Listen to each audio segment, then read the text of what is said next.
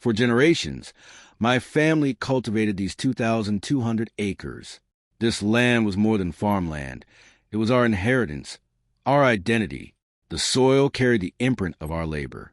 The breeze across the fields seemed to carry the voices of those who came before me. Every sunrise stretching over the horizon felt like a promise renewed. Every harvest stood as proof of grit, faith, and endurance. This place wasn't just acreage measured on a map. It was a heartbeat of our family, a living chronicle written in sweat and sacrifice. We cared for it season after season, and in return it sustained us, not only with income, but with purpose and belonging. Then the HOA, driven by unchecked greed, illegally sold it out from beneath us. The news struck like a hammer to the chest, splintering the foundation of our lives. To them, it was a transaction, numbers on paper, assets to be transferred. They didn't see the generations of effort etched into every row of crops. They didn't see the history embedded in the land. They believed their influence, their money, and their connections made them untouchable. With cold precision, they signed documents and erased our heritage in ink, attempting to strip away our past and our future in a single calculated move. The betrayal cut deep, leaving us stunned and burning with injustice. They hid behind power and $12 million waterfront mansions, convinced those towering monuments to wealth made them immune. Their sprawling estates shimmered in the sunlight, mocking the modest, honest life we lived on our farm. They paraded their privilege openly, certain no consequence would ever reach them. Those polished homes became constant reminders of what they had stolen, but they made a fatal mistake. They underestimated a farmer's resolve. They mistook quiet strength for weakness. A farmer understands patience. A farmer understands endurance. A farmer understands that what you plant today may take time to bear fruit, but it will grow. The shock I felt slowly transformed into a fierce, steady determination. I would not allow them to erase my family's legacy without resistance. This fight wasn't only about acreage anymore. It was about justice. It was about proving that even the powerful cannot simply seize what isn't theirs and expect silence in return. I didn't raise my fists. I raised facts. I armed myself with law and persistence. I buried myself in legal codes, studying property records, zoning statutes, corporate filings. My days disappeared inside dusty archives. My nights were fueled by coffee and conviction.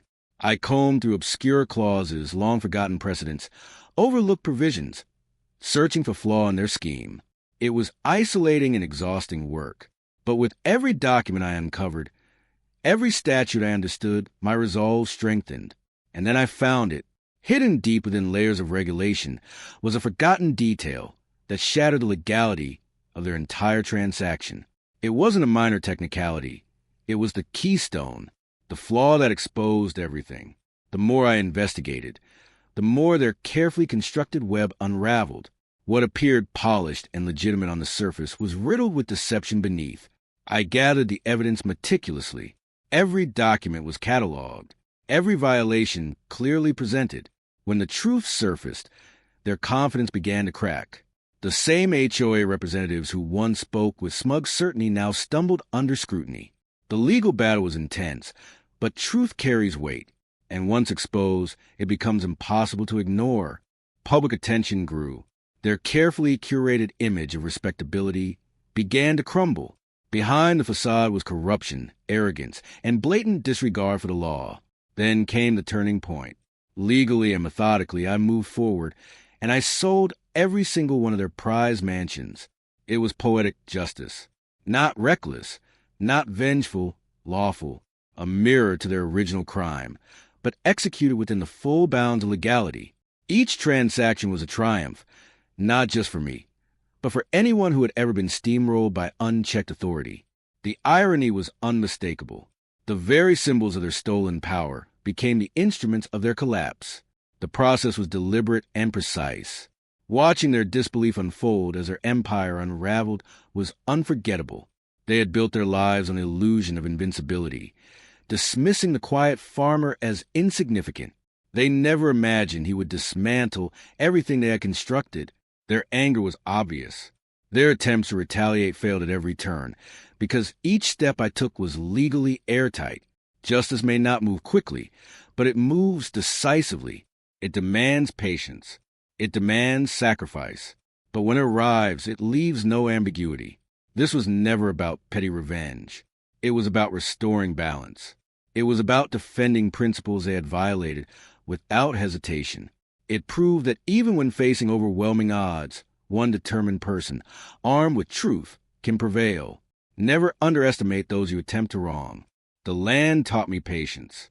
The passing seasons taught me resilience. And my family's legacy taught me the value of what belongs to us. This story stands as proof that the roots of justice run deep. Those who try to tear them out may find themselves uprooted instead. Today, my farmland remains where it belongs. My legacy stands intact, and the mansions that once symbolized greed now belong to others. A quiet monument to a farmer's unshakable resolve.